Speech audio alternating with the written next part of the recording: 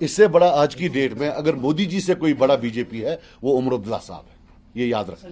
اگر ان کے پاس نام آیا ہے تو وہ انکانسٹیٹیوشنل ہے، ان کے پاس کیسے نام آیا ہے یہ بتائیے؟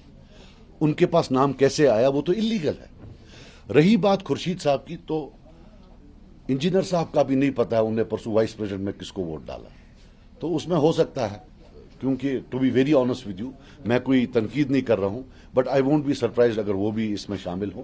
یہ ٹیم بڑا ہے، اب کون کیا ہے تھرڈ امپائر جانتا ہے۔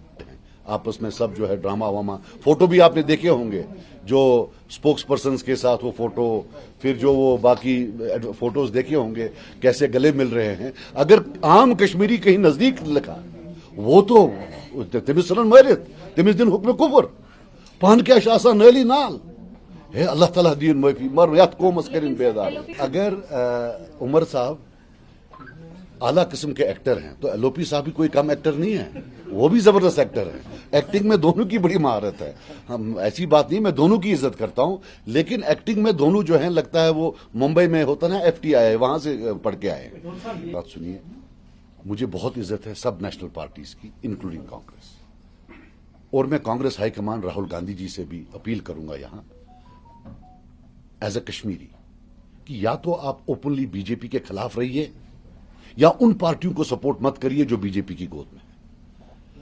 کانگریس کے پاس ایک پلس پوائنٹ ہے، وہ ایک واحد پارٹی ہے جن کا ماضی بی جے پی سے جڑا نہیں ہے، نہ فیوچر میں کبھی وہ بیٹھ سکتے ہیں۔ وہ ملک کے لیول پر، نیشنل لیول پر دو اپوزٹ پارٹیز ہیں۔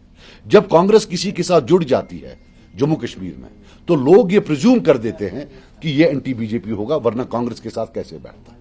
آپ مانیں یا نہ مانیں، اور میں آپ کو بتاؤں جتنی بھی یہ سو کالڈ انڈیا الائنس میں سیکولر پارٹیز ہیں، میں ان کو آج چیلنج کرتا ہوں، do they know anybody apart from B J P and N C? They don't want to know anybody. ان کا بھی ایک بہت بڑا رول ہے کشمیری کو ایلینیٹ کرنے میں، وہ کسی کو جاننا ہی نہیں چاہتے ہیں۔